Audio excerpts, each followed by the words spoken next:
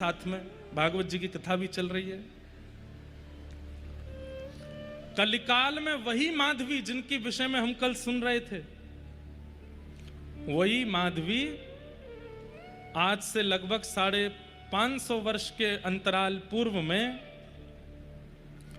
राजस्थान की धरती पर श्री राव दूधा जी महाराज, बहुत ध्यान से सुनिएगा सब लोग, बिल्कुल हिलो डुलो नहीं, पसीना में पहुंचो ही मत, आन दो, सुनो ध्यान से। श्री राव दूधा जी महाराज जो कि राजस्थान के एक पराक्रमी राजा थे, उनके पुत्र की पुत्री बनकर के वही माधवी सखी मिहिरा बनकर के आई हैं। और मीराबाई का जन्मोत्सव पता कब है? शरद पूर्णिमा आने वाली है। आगामी शरद पूर्णिमा मीराबाई का जन्म तिथि है, जन्म तारीख है। इसी दिन मीराबाई का जन्म हुआ। बड़े बड़े भक्त जन्मे हैं पूर्णिमा के दिन। और बताएं, पूर्णिमा पर विशेष रूप से 2 लोगों के जन्म सुने जाते हैं। वैसे तो अनेक हैं, पर कृष्ण भक्ति में जिनका विरह ऐसा है कि जिस विरह सागर में कितने डूब जाते हैं, उसमें पहला नाम मीराबाई। अब पहला दूसरा नहीं बोलेंगे, एक नाम मीराबाई और दूसरा नाम श्रीमन चैतन्य महाप्रभु, वो भी पूर्णिमा को जन्मे, वे भी पूर्णिमा को प्रकटे। और श्री चैतन्य महाप्रभु के चरित्र में तो आता है कि महाप्रभु श्री चैतन्य का जैसे ही प्राकट्य हुआ उसी समय ग्रहण लग गया। पूर्णिमा को ग्रहण लगता है और चंद्र ग्रहण लगा तो आचार्य चरणों से पूछा कि भाई हमारे आदि आचार्य का जन्म और ग्रहण लगा? तो बोले ग्रहण लगा नहीं है, जबरदस्ती हुआ है। बोले क्यों? बोले चंद्रमा ने, ग्रहण में क्या होता है, चंद्रमा छुप जाता है, चंद्रमा ने स्वयं को छुपा लिया है। बोले क्यों? बोले मेरी आवश्यकता नहीं है, गौर चंद्र प्रकट हुए हैं पृथ्वी पर, एक चंद्रमा प्रकट हो चुके हैं, तो मेरी आवश्यकता क्या है, इसलिए ग्रहण लग गया। अद्भुत चरित्र है श्री चैतन्य महाप्रभु का। इस बार जयपुर में सुनाने का अवसर मिला था, पूरा तो नहीं सुनाए, केवल जगन्नाथ यात्रा तक ही चरित्र कह पाए थे 3 दिन में। बहुत सुंदर चरित्र है। ऐसी मीराबाई का चरित्र भी बहुत सुंदर है। और आपको बताएं, मैं मीराबाई का चरित्र 3 साल पहले कह चुका हूं और मैं अभी अपनी ही कथा सुन रहा हूं रोज, मीरा चरित्र में क्या सुनाया था, क्योंकि अध्ययन कर नहीं पाया बहुत समय से। राव दूधा महाराज, उनकी पौत्री के रूप में, पुत्र की बेटी के रूप में मिहिरा का जन्म हुआ। अपभ्रंश होकर के पूरी संसार उनको मीरा कहने लगा। उनका नाम मिहिरा है। शरद पूर्णिमा का दिन मीराबाई का जन्म हुआ। धीरे धीरे मीराबाई बड़ी होने लगी। बचपन से ही मीराबाई के लक्षण सामान्य बालकों जैसे नहीं है। बालकों को खेल खेलना पसंद है और मीराबाई को सेवा देखना अच्छा लगता है। जब घर के बड़े बुजुर्ग सेवा करते हैं अपने ठाकुर जी की, मीराबाई का वही खेल है, वही देख करके खुश होती है। राव दूधा महाराज के और दादाजी की बड़ी लाडली है मीराबाई। राव दूधा महाराज की बड़ी प्यारी है। बहुत सुंदर चरित्र है, ध्यान से सुनना। तो मीराबाई धीरे धीरे बड़ी होने लगी।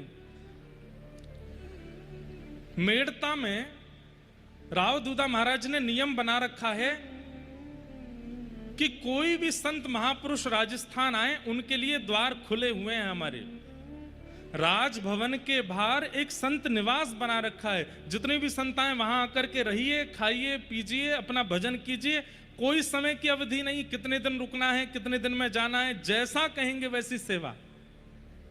और अगर कोई संत अपने ठाकुर जी की सेवा लेकर के आए हैं तो उनको वहां नहीं, उनको राजा अपने घर में रखते हैं, अपने भवन में रखते हैं कि भाई ठाकुर जी की सेवा है। और घर की सारी स्त्रियों को, रानियों को, सबको आज्ञा करते हैं कि एक महाराज जी आए, उनके ठाकुर जी की सेवा, अपरस में भोजन बनाओ, अपरस में सब सामग्री सिद्ध करो। ऐसे श्री राव दूधा जी महाराज।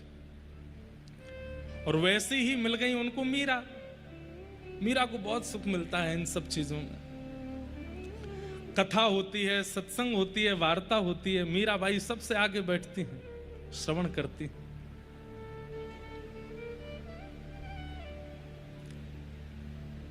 सबसे आगे बैठ करके श्रवण करती हैं। एक जोशी जी नाम के वक्ता थे, नाम तो कुछ और रहा होगा, उनका सरनेम जोशी था। वो जोशी जी नित्य कथा सुनाने आते थे मेड़ता में, और मीराबाई 4.5-5 साल की लहंगा फरिया पहन करके, सुंदर अपनी पत्रावली बना करके जोशी जी के आने से पहले ही आकर के बैठ जाती है,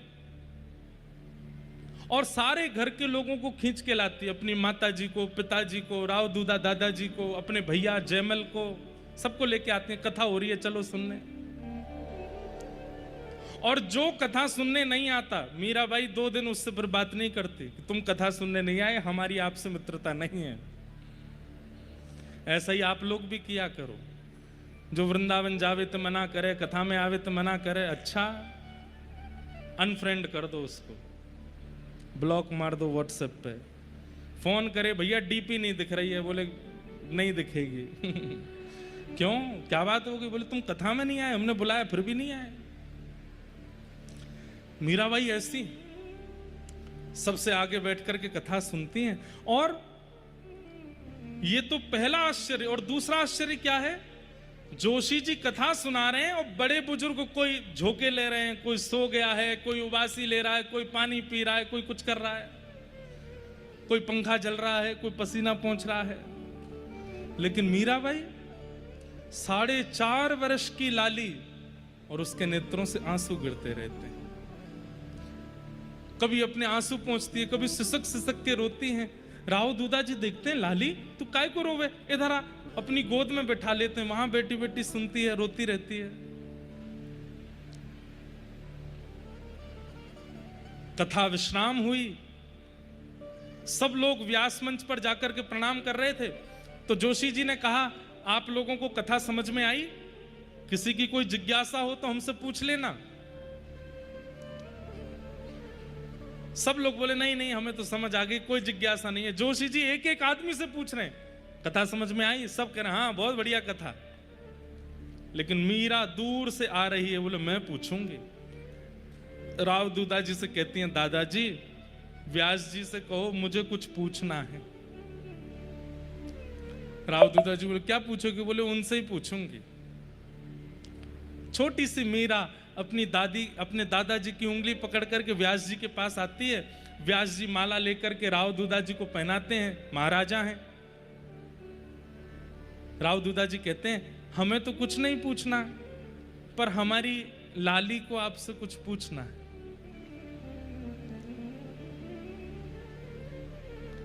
जोशी जी कहते हैं, ये लाली पूछेगी? बोले हाँ। अच्छा लाली बड़ी प्यारी है, ऐसे गाल पकड़ लेते हैं, सिर पे हाथ, जैसे छोटे बच्चों से व्यवहार होता वैसे। और जोशी जी को बिल्कुल मतलब उधर ध्यान नहीं है, वो क्या पूछेगी ज्यादा से ज्यादा, तो थोड़े बहुत कुछ बात पूछ लेगी। अपनी पोती समेटने लगे, ठाकुर जी रखने लगे। हाँ लाली पूछो क्या बात है। कोई इतना विशेष उसके प्रति भाव नहीं था जोशी जी का। और मीरा धीरे से आती हैं और व्यासपीठ पर दोनों हाथ रखे, पलकें झपक नहीं रही हैं, आंखों से आंसू गिर रहे हैं। और मीरा कह रही हैं, जोशी जी आप रोज आकर के जिन गिरधर की कथा यहां सुनाते हैं, वो गिरधर मुझे कब मिलेंगे ये बताओ। जब मीराबाई ने ये प्रश्न किया, जोशी जी ने जब मीरा की ओर देखा तो अपने आप को व्यासपीठ पर बैठे हुए भी अत्यंत नीचा समझने लगे। इतने वर्ष हो गए मुझे कथा करते हुए, इतने वर्ष हो गए कथा सुनाते हुए, ये प्रश्न तो मेरे मन में भी कभी नहीं आया कि जिनकी मैं कथा सुनाता हूं वो मुझे कब मिलेंगे। और मीराबाई एक छोड़ पकड़ लेती है धोती का और पकड़ करके खींच के पूछ रही है, जिनकी आप कथा सुनाते हो वो कब मिलेंगे। जोशी जी के नेत्र सजल, राव दूधा जी के नेत्र सजल। मीराबाई को तुरंत उठा करके अपने गोद में बैठा लेते हैं और हृदय से लगा करके सजल नेत्रों से जोशी जी कहते हैं, मीरा तुझे कब मिलेंगे ये तो मुझे नहीं पता, पर तेरी भावना से, तेरे विचारों से, तेरे स्वभाव से ऐसा मैं कह सकता हूं कि तेरी वजह से हजारों को मिलेंगे, तेरे कारण हजारों को कृष्ण मिलेंगे। मीराबाई कहती, मुझे मिलेंगे ना? हाँ मिलेंगे लाली, क्यों नहीं मिलेंगे, बस आप कह दो कि मिलेंगे। हाँ मिलेंगे। जा रही हैं उतर करके, फिर पीछे, मिलेंगे ना मुझको? बोले हाँ मिलेंगे। वो जैसे लीला करते हैं व्रज में, मेरे साथ भी करेंगे ना? बोले हाँ करेंगे। मैं तैयारी कर लूं, मटकी मंगा लूं, मक्खन निकाल लूं, दही की व्यवस्था कर ले, जा कर ले। दौड़ करके जाती है मीराबाई अपनी माँ के पास, मक्खन निकालो, दही मंगाओ, छीके पे टांग दो। क्यों? जोशी जी बोल के गए हैं गिरधर आएंगे, मेरे पास आएंगे। कथा सुनते सुनते हम लोगों का जीवन निकल रहा है। ऐसा विश्वास, ऐसी भावना हमारे चित्त में कभी नहीं आई। ऐसे ही नहीं मीरा बन गई वो, उनका भाव तो देखो।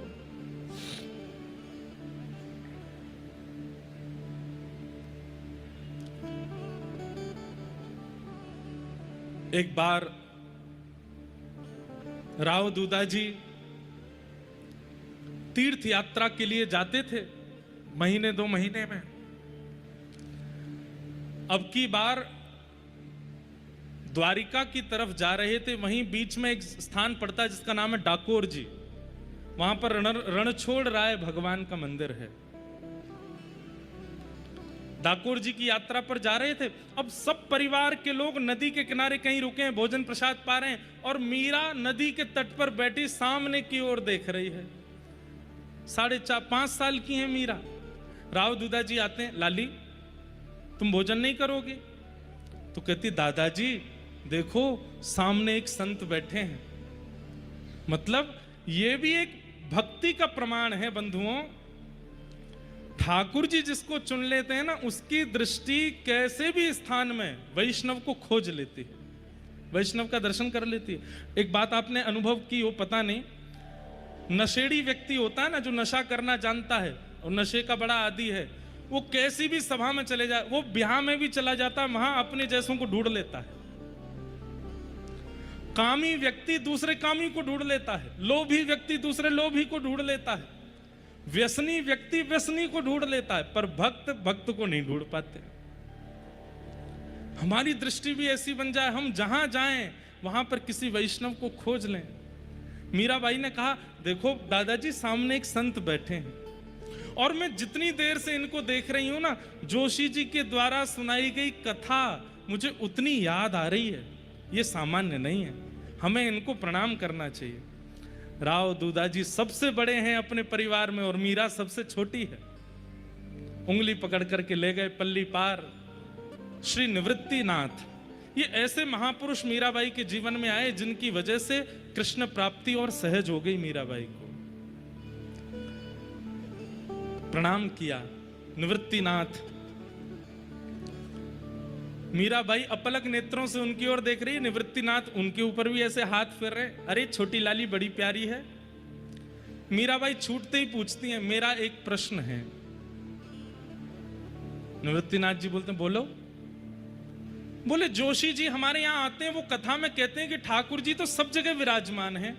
खम वायु अग्निम सलिलम महिम च ज्योतिम से सत्वानि दृशो द्रुमादीन सरित समुद्राम हरे शरीरम यत्किंच भूतम प्रणमेत अनन्यम। सब जगह जब परमात्मा है, तो फिर दादाजी हमको तीर्थ यात्रा कराने के लिए डाकोर जी क्यों लेके जा रहे हैं? हमको उनके दर्शन के लिए तीर्थ क्यों जाना पड़ता है? निवृत्तिनाथ जी राव दूधा जी की ओर देखें, बोले, लाली सामान्य नहीं है। कैसा प्रश्न कर रही है, हम तीर्थ क्यों जाते हैं? निवृत्तिनाथ जी बोले, लाली तीर्थ इसलिए जाया जाता है कि हमारे चित्त में जो भक्ति है, हमारे चित्त में जो भाव है, वो स्थिर ना रहे, उसमें और वर्धन हो, और उस वर्धन के लिए कई बार तीर्थ जाना होता है। नदी जब तक अपने तटों पर बहती रहती है उसका रूप सामान्य होता है, लेकिन जब वो जाके सागर में मिल जाती है तब नदी भी सागर बन जाती है। ऐसे ही हम नदी हैं, और ये जितने भी तट हैं ये सब हमारे यत्र तत्र रहने वाले ठाकुर जी हैं। पर तीर्थ जो है ये साक्षात समुद्र है। जब हम नदी रूपी जीवात्मा उस सागर रूपी तीर्थ के पास जाते हैं तो हम भी सागर बन जाते हैं, इसलिए तीर्थ जाना होता है।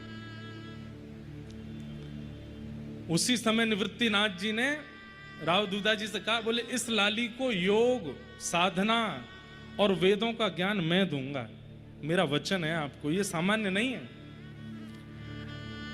तो बीच में कथा आती है कि डाकोर जी की पूरी कथा सुनती गई निवृत्तिनाथ जी से मीराबाई रस्ते भर, कि डाकोर जी कैसे आए, वहां पर ठाकुर जी कैसे विराजे, मुझे सब बताओ।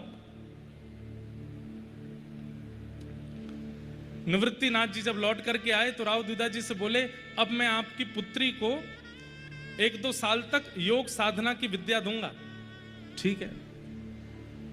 4 दिन ही निकले थे, 4 दिन में ही निवृत्तिनाथ जी अपना सारा सामान बिस्तरा सब बांध करके जाने लगे। तो राव दूधा जी बोले, भगवान आप तो बोले थे कि 1-2 साल लाली को कुछ सिखाएंगे पढ़ाएंगे, आप तो अभी 4 दिन में ही जाने लगे।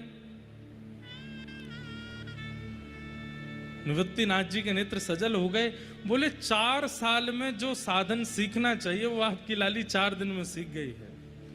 इसे क्या नहीं आता है? मैं जो विषय बोलता हूं तुरंत याद कर लेती है, मैं जो ध्यान बताता हूं ये तुरंत कर लेती है। अरे कई बार मेरे ध्यान करने पर मेरे आराध्य का दर्शन नहीं होता, पर ये ध्यान लगा करके मेरे आराध्य की बातें मुझे बता देती है। ये सामान्य नहीं है बंधुओं। अभी तक तो सब घर के लोग हंसते थे, प्रसन्न होते थे कि संत आके कह के जाते हैं कि आपकी लाली सामान्य नहीं है, लेकिन अब सबको चिंता होने लगी। वो सच में असामान्य है, सामान्य नहीं। बंधुओं एक बात बोलूं, वो भक्ति ही क्या, जिस भक्ति से पति को चिंता ना हुई हो, पत्नी को चिंता ना हुई हो, परिवार वालों को चिंता ना हुई हो, मित्रादियों को चिंता ना हुई हो, आपके आसपास रहने वालों को आप थोड़े अबनॉर्मल ना लगे हों, भक्ति कैसी? सत्य बता रहे हैं हम। जब हमारे पास माता पिता आते हैं ना, महाराज जी ये लाला को समझाओ आप, ये तो ऐसा हो गया है, मन से मुझे बड़ी प्रसन्नता होती है। चलो चिंता हो रही है, इसका मतलब भक्ति अच्छी है। संसारी लोगों को आप अपने से विलग दिखने लगोगे, अपने से विचित्र दिखने लगोगे।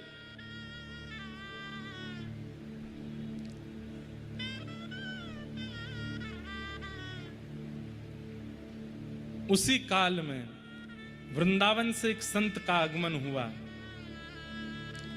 और संत के साथ में सेवा में विराजमान थे श्री गिरधर लाल जी। संत व्यासपीठ पर बैठते और बगल में चौकी पर लाल जी को विराजमान कर देते। मीराबाई आकर के बैठती, कथा रोज सुनती थी। आज लेकिन ऐसा हुआ कि दृष्टि व्यास जी को नहीं देख रही है, दृष्टि बगल में बैठे गोपाल जी को ही देख रही है। व्यास जी पूरी कथा सुना गए, लेकिन मीराबाई के नेत्र हटे नहीं, और अपने दादाजी के पास गई। राव दूधा जी से जाकर के बोली, ये कौन है? ये जो व्यास जी के बगल में बैठे हैं ये कौन है? दादाजी बोले, व्यास जी से ही पूछो। मीराबाई बोली, ये आपके साथ में जो आए हैं, भुजा उठा करके खड़े हैं, कौन है? मेरे ठाकुर जी। अच्छा, मैंने ऐसे ठाकुर जी देखे हैं, ऐसे ठाकुर जी देखे, ये वाली पहली बार देखे हैं, ये कौन से हैं?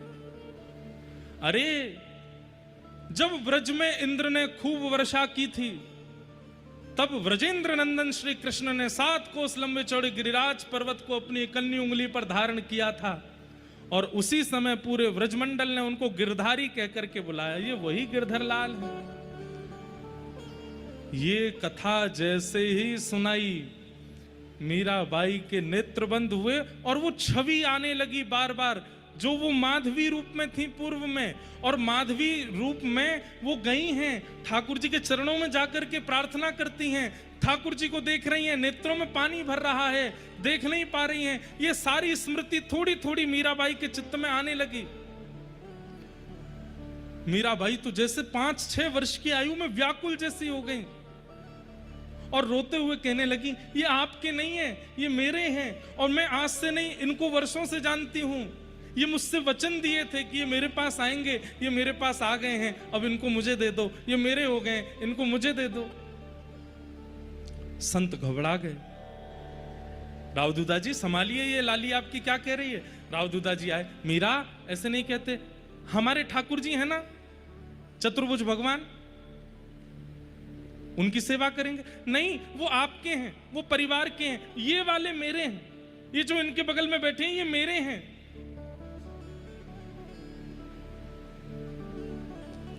राव दूधा जी जैसे तैसे मीराबाई को ले गए। मीराबाई ने रोना बंद नहीं किया। रोते रोते रोते दिन निकल गया, रात निकल गई। किसी ने जाकर के उन संत से जाके कह दिया, बोले कि महाराज आप तो रात रात में खिसक लो यहां से। बोले क्यों? राजा की पौत्री रो रही है आपके ठाकुर जी के लिए, और आप तो अपने ठाकुर जी दोगे नहीं, और वो राजा हैं। राजा को कोई सामग्री चाहिए तो वो राजी राजी नहीं लेते हैं, वो तो फिर कुछ और भी तरीके आते हैं उनको। आपको भोजन में कुछ मिला के खवा देंगे, आप पधार जाओगे, फिर तो ठाकुर जी नहीं कहिए। महाराज जी बोले, अरे राम राम, ऐसे तो नहीं करेंगे। रात रात में ही महाराज जी ठाकुर जी लेके कहीं चले गए। सुबह उठ करके मीराबाई जैसे ही दौड़ करके गई देखने के लिए, पता चला कि महाराज जी तो गए। अब तो मीराबाई और रोने लगी। राव दूधा जी बोले, संत चले क्यों गए? अभी तो कथा अधूरी रह गई। किसी ने बताया, बोले आपके डर के मारे चले गए कि कहीं आप उनसे छीन ना लो। लेकिन थोड़ी दूर जाकर के जैसे ही संत अपने ठाकुर जी की सेवा निवृत्त होकर के जैसे ही शयन में गए, उन्हीं के ठाकुर जी शयन में उनके स्वप्न में प्रकट हो गए। और प्रकट होकर के बोले, बाबा, ओ बाबा। संत बोले, अरे ठाकुर जी 40 वर्षों से आपकी सेवा कर रहा हूं, आज तक कभी स्वप्न में नहीं आए, आज आप मेरे स्वप्न में आ गए। जय हो जय हो जय हो, आप मेरी सेवा से बड़े प्रसन्न लगते हैं। ठाकुर जी बोले, हाँ बाबा, मैं बड़ा खुश हूं तेरी सेवा से, पर अब तुम्हारी सेवा का समय पूर्ण हो गया। बाबा, अब मैं तुम्हारी सेवा विश्राम कर रहे हूं। बोले मतलब? बोले अब मैं कोई और ते सेवा कराऊंगा। बोले कौन सी सेवा कराओगे? बोले जो लाली कल रो रही ना, वही से मुझे सेवा करानी है। बाबा सच बता दूं? बोले बताओ। कछु महीना में आप पधार व्यवहारे हो, और कछु महीना में जब आप पधार जाओगे तो मैं अकेला रह जाऊंगा, मेरी सेवा कौन करेगा? या हमारे बातें पहले मुंह को अपने श्रेष्ठ उत्तराधिकारी को दे जाओ। मीरा श्रेष्ठ उत्तराधिकारी, उनको दे दो। महात्मा बहुत रोए। ठाकुर जी आंसू पहुंचने लगे। बोले रो मत, मैं आपसे बहुत प्रसन्न हूं। और सुनो एक बात और कह दूं। बोले क्या? अब तक तो मेरे दर्शन के लिए नेत्र खोलने पड़ते थे, आपको मेरी सेवा करनी पड़ती थी। अब से मैं वचन दे रहा हूं, सदा आपके चित्त में रहूंगा, जब नेत्र बंद करोगे तब दर्शन दूंगा। लेकिन अब जो प्रकट सेवा है ये मीरा को दे दो। संत वापस लौट करके गए। राव दूधा जी ने स्वागत किया। संत ने जाती पूछा, मीरा कहाँ है? बोले वो तो 3 दिन से कमरा में रो रही है, खा भी नहीं रही, पी भी नहीं रही। संत पहुंचे हैं मीरा के पास, और अपने सेवा के 40 साल के सेवा के ठाकुर जी ले जाकर के मीराबाई के सामने पधरा दिए। ले मीरा है गिरधर तेरा, ले मीरा है गिरधर, गाइए। ले मीरा है गिरधर तेरा, ले मीरा ने गिरधर तेरा। सेवा पूर्ण भई अब मेरी, सेवा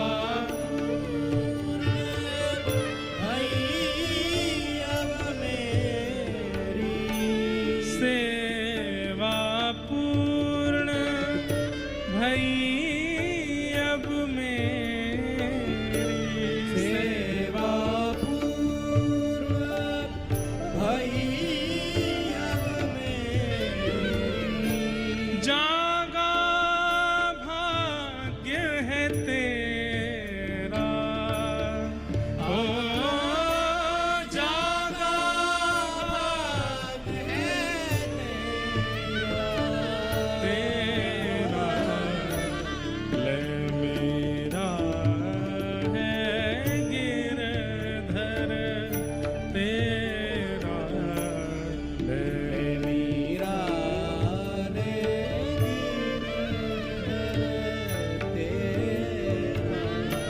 लाली अब मेरी सेवा पूरी है गई है, अब ले ये तेरे ठाकुर जी। और देते समय संत के भी हाथ कांप रहे हैं, हृदय कांप रहा है। 40 सालों से जिनकी सेवा की है अब वो किसी और को देने पड़ रहे हैं। एक तरफ मीरा अति प्रसन्न है और एक तरफ वो संत जैसे मानो अपने प्राण दे रहे हों। मीराबाई कह रही हैं आप रोइए मत, मैं आपको वचन देती हूं, मैं बहुत भाव से सेवा करूंगी। आप मुझे बता के जाइए कैसे नियम है, मैं हर नियम का पालन करूंगी, आप बिल्कुल परेशान मत हो। सेवा बड़े भाव सो करियो, सेवा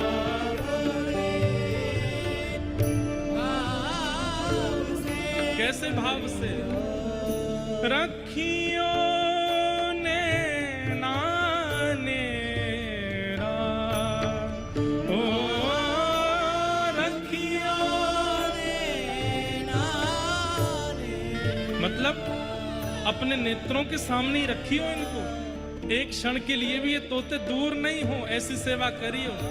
सेवा बड़े भाव सो करियो, सेवा बड़े भाव से करियो, रखियो ने नानेरा, ओ रखियो ने नानेरा, बेटी ले मीरा है गिरधर तेरा,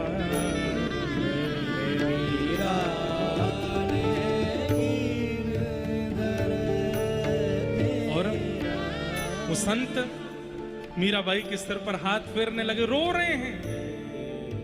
अब मीराबाई हंस तो रही हैं पर संत के विरह को देख करके वो भी रो रही हैं और बार बार उन संत से लिपट जाती, आप चिंता मत करो, मैं बहुत भाव से सेवा करूंगी, आप बीच बीच में आते रही हो और आप आकर के देखेंगे मैं इतनी सुंदर सेवा करूंगी, आप खुश हो जाएंगे। संत ने पहले तो सिर पर आशीष दिया और जाते जाते मीराबाई के चरणों में प्रणाम करने लगे। मीराबाई घबरा गई, आप मुझे प्रणाम क्यों कर रहे हैं, मैं इस योग्य नहीं हूं, मुझे बहुत ग्लानि हो रही है, आप मुझे प्रणाम मत करो। अरे तू बड़भागिन है, तू ठाकुर जी को नहीं लाई है कहीं से, ठाकुर जी स्वयं चल के तेरे पास आए, मुझे आज्ञा दे करके आए हैं कि मुझे उसके पास जाना है।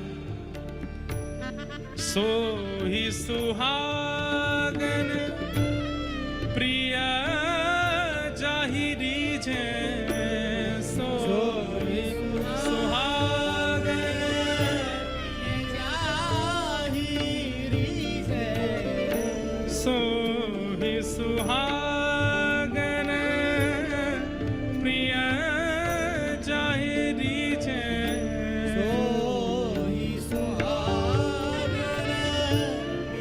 जाहिरी जे। कैसा तेरा मेरा, ओ कैसा तेरा मेरा, बेटी ले मीरा है गिरधर तेरा, ले मीरा है गिरधर तेरा, ले मीरा है गिरधर तेरा, ले मीरा है गिरधर। संत ने अपने गिरधर लाल मीराबाई को प्रदान कर दिए। अब मीराबाई रो भी रही है और प्रसन्न भी है। प्रसन्न इसलिए कि ठाकुर जी आ गए और रो इसलिए रही है कि एक संत अपने जीवन भर की सेवा यहाँ छोड़ के मेरे पास चले गए। रूठ गई पहले तो ठाकुर जी से, आपकी कैसी लीलाएं हैं, एक को संयोग देते हो, एक को वियोग देते हो, लेकिन मेरी एक बात सुन लो, मुझे वियोग दे के कहीं और मत जाना, मैं नहीं जाने दूंगी आपको। और फिर मन में खुद ही सोचती हैं, ऐसा तो उन संत ने भी सोचा होगा कि वो कहीं नहीं जाने देंगे, लेकिन आज ये आ तो गए मेरे पास, अरे इसका मतलब कल तुम मुझे भी छोड़ के चले जाओगे। और फिर से मीराबाई रोने लगी। अभी बंधुओं मीराबाई की आयु 6-7 वर्ष की है बस। 24 घंटे मीराबाई ठाकुर जी के सामने ही रहती हैं। क्यों? कहीं मुझे छोड़ के चले ना जाए। ये भय बना रहता है उनके चित्त में कि कहीं मुझे छोड़ के दूर हो नहीं जाए। कोई भी काम करती है मीराबाई, उनकी दृष्टि ऐसी रहती है, वो तुरंत झांक करके देखती रहती हैं, लाला बैठे हैं ना, गिरधर बैठे हैं ना।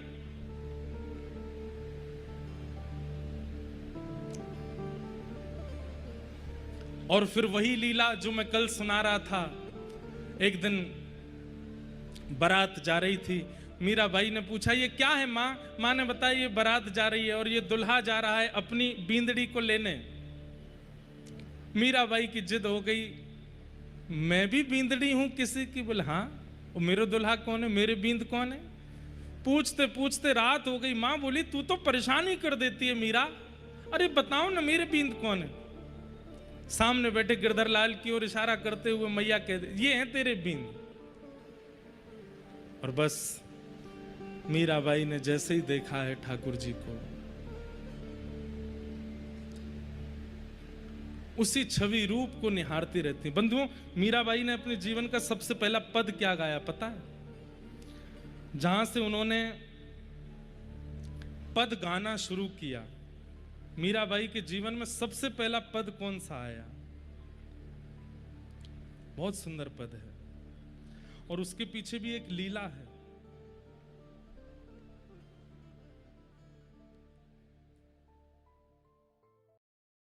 एक व्यक्ति अपनी पत्नी से बहुत प्यार करता था। उसकी